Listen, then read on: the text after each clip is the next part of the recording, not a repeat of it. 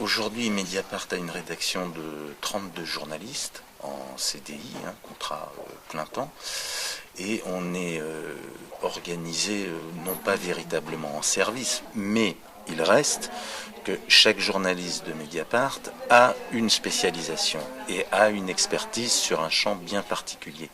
Ce qui fait qu'on est organisé, on appelle ça entre nous des pôles.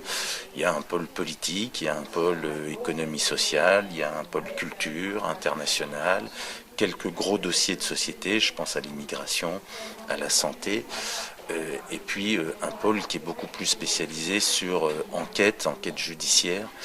L'essentiel, c'est, et c'est comme ça que cette rédaction a été constituée, c'est que les journalistes qui nous ont rejoints ont une expertise forte sur un certain nombre de sujets. Mais en plus de ça, on demande à chacun de ne pas être rubricard. Et c'est ce qui nous a permis, par exemple, sur des très gros dossiers, je pense par exemple à l'affaire Bettencourt, de se mettre à 15, à 16, à 17 journalistes à un moment. En termes d'organisation, on n'est pas du tout dans la lourdeur d'un processus de production d'un quotidien papier. Donc les réunions qu'on a, on a une réunion quotidienne, sont des réunions exclusivement consacrées à la discussion des sujets et pas du tout à des questions d'arbitrage, de place, d'horaire, etc.